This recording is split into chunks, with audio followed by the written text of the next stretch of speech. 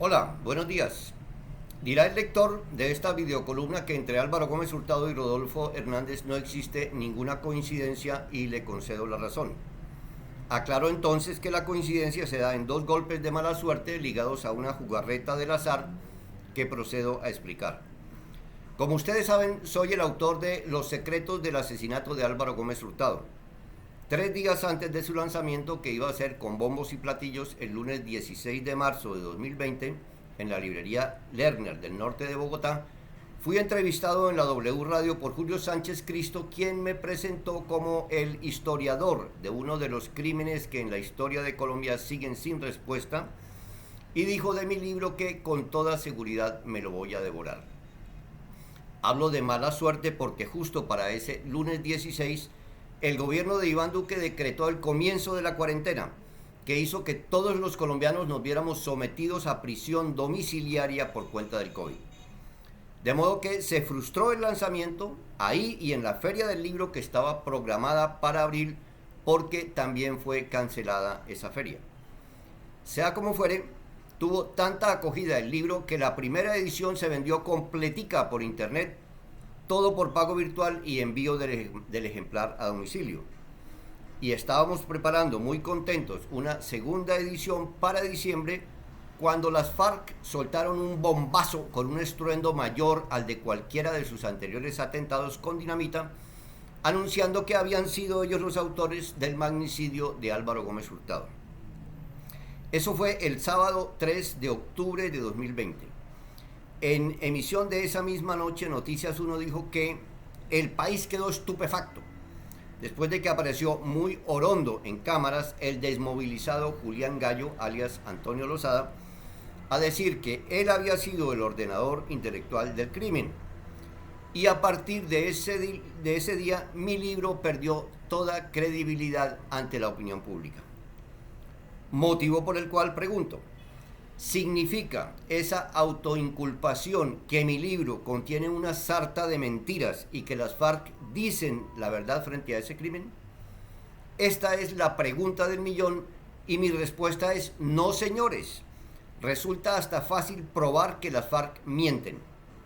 En primer lugar, hasta ahora no han mostrado una sola prueba material, gráfica o documental que sustente tan sospechoso reconocimiento.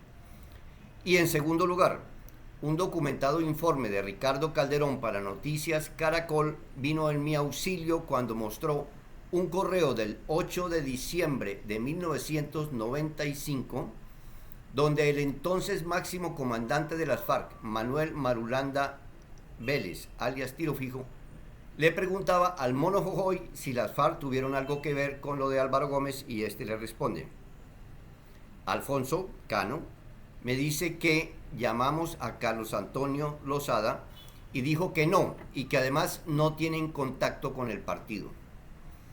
¿Esto qué quiere decir?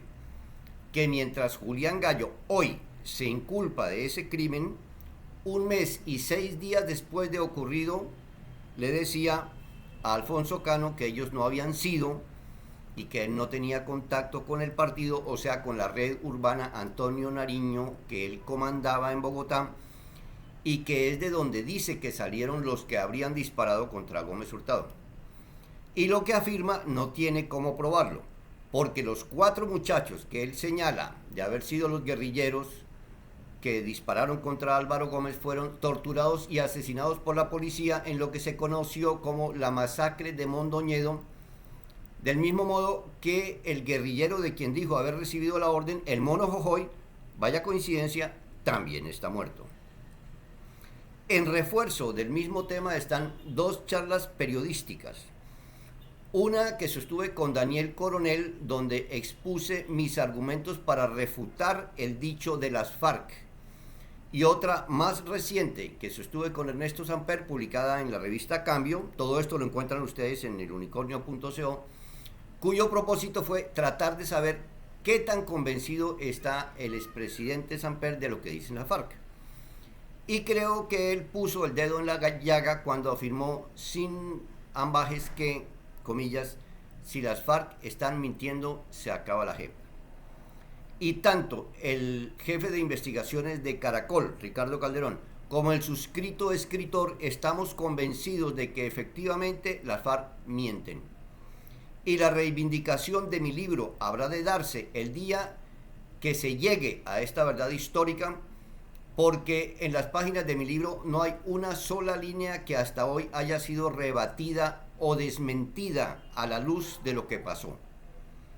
Ahora bien, hay una segunda reivindicación que también se debe dar, y tiene que ver con mi trabajo, ya no de escritor, sino de periodista. Aquí de nuevo nos topamos con un tema donde la mala suerte iba haciendo de las suyas, en este caso en relación con mi paisano, el ex candidato presidencial Rodolfo Hernández.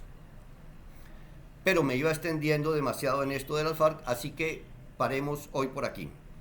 En la segunda columna de esta saga abordaré el modo en que 3 inocentes palabras mías escritas el miércoles 15 de junio de 2022, 4 días antes de la elección presidencial, en un trino sobre Rodolfo Hernández, habrían de representar el más serio revés que hasta hoy he tenido en mi carrera como periodista.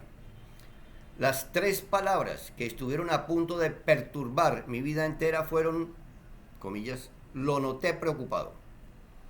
Más adelante nos vemos, por aquí les cuento.